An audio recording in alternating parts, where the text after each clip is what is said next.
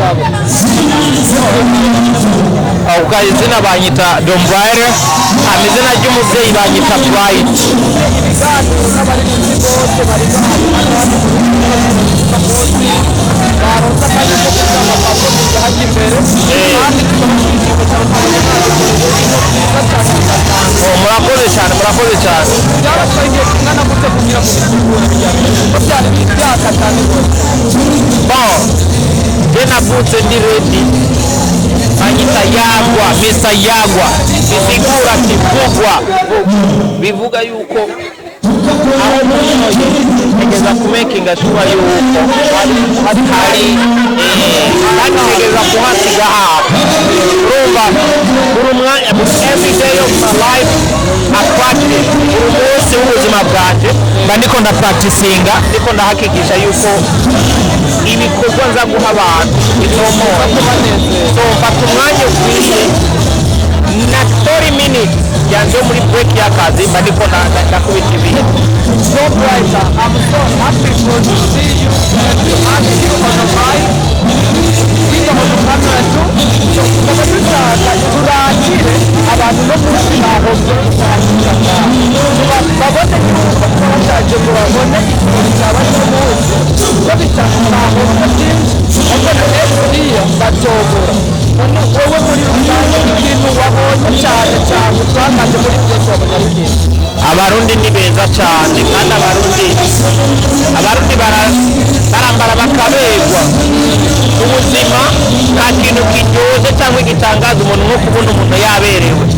Muri Amerika abantu bafite ingeso yo kubwira umuntu ati oh my god I like your dress, uno munsi ababwiwe I like your dress ni bose, bisigura yuko Burundi buratunze. Ikindi kintu nuko abantu bahoze I believe there will be a second chance someday. Ntugahombe ibintu bihuza abarundi, nimugera kumenyera abantu bose nari bwakubone, ariko uno munsi nagiye kuraba Tembe TV na GATV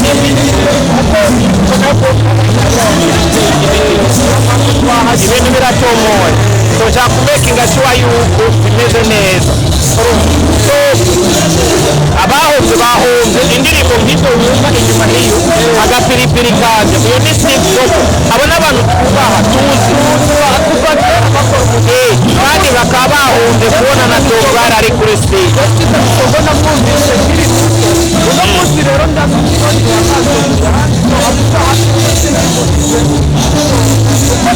ushobora kubivuga mukaba muri kiyo mwakomeza ukuntu yagiye nkaraba byabaye ntaribwo mbona mu buzima bwanjye bwo kuva kera wewe Dom Brighter ku bantu batakuzi neza ushobora kubibwira gute kugira bakumenye?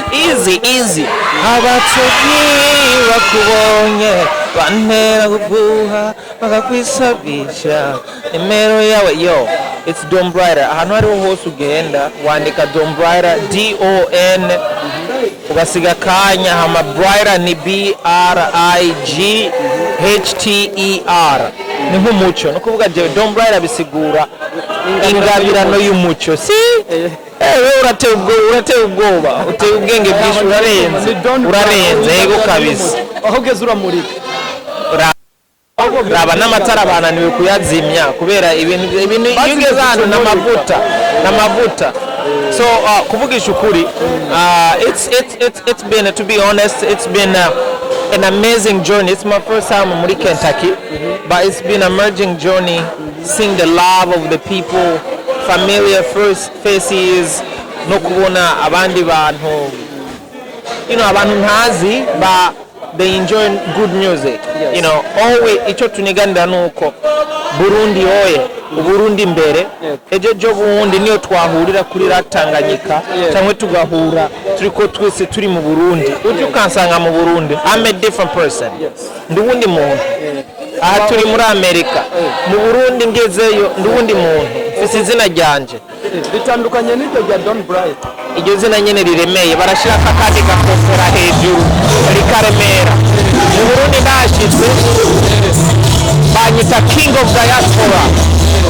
umuziki wa diaspora jena niganiye isanganiro award n'abarundi bari sinabaye wa mbere nabaye wa gatatu ariko kugira ngo mu diaspora wa mbere nabahiyemo kuva isanganiro award shoboye kuva diaspora abandi wa mbere ukuvuga bisiguri hegeje mudashobora kugera ubundi mu diaspora mugabo nige natanguye kuba nominere natsindira igiti cya gatatu ukuvuga yuko umuziki ni mwiza so wawe uhuza abantu sibyo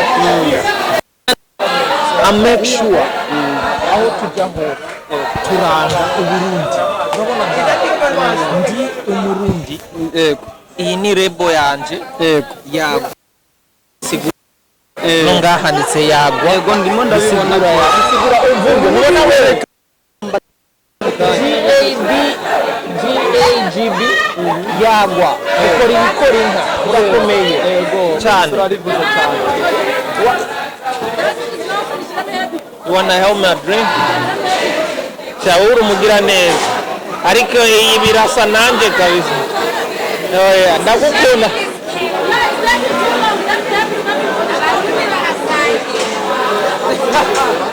enjoy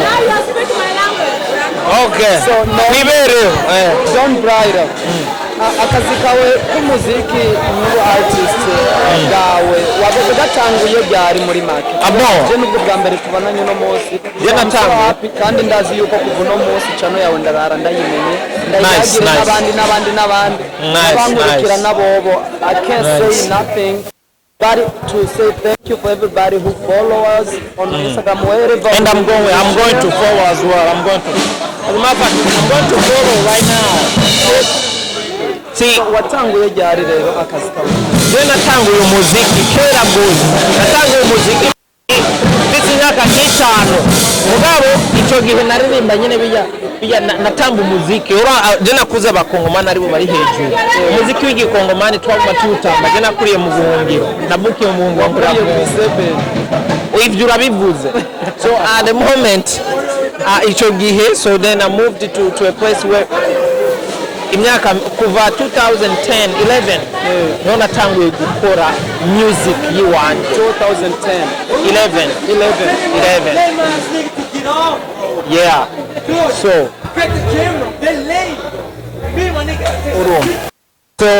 kuva ico gihe ntanguye music I did music, I put music in about mukombozi nimba mukombozi umwumva muziki na Sat Big ataramenyekana nk'ubu atatbakiri akiri twarakoranye icyo gihe ntabwo narinzi uko ari we Sat Big twakoranye mugabo ari indirimbo ya Yubire twakoranye kera gose hama kugera ubu in music, you have to take me to places that I never experienced. To meet with Kidumu, for example, to sit down with the legend, gukora nindirimbo nawe, and then I come to the conclusion to the place where abantu barabu muziki baravuga ati wow, everybody enjoying it. That's my journey.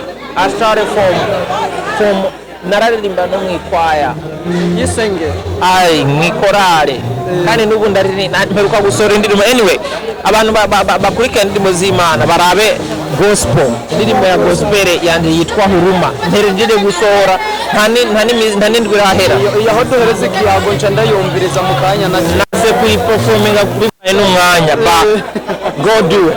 So thank you so much. Yes, so rero ndumva ibikorwa umaze gukora ni byinshi. So turi hajya mu gicicaro ni muri Michigan ku mugwa mukuru buryo hazi nyine bahita ku mugwa mukuru wa Michigan. Oh no I never been there. Lansing. Oh, sweet place. Duherereye cyane imisi yose mugabo byabaye ngombwa ko twashika kuko dushaka gufashanya gusapotingana gufatana mu nda kugira ngo twegezanye imbere kuko nk'ubu wowe uramenyekanye aba followers banje batari bakuze ubu barakumenye so this is a super great thing ibintu bimeze neza cyane ndabifuriza umunsi mukuru mwiza no kugira umunezero mwiza yaga kuduza tuzoyaga byinshi yaga mani yagwa kabisa muri yose ni peace and love man. ubuzima ni bwiza yagwa umutipe ari inyuma y'ikamera ni Tembe Classic big up take care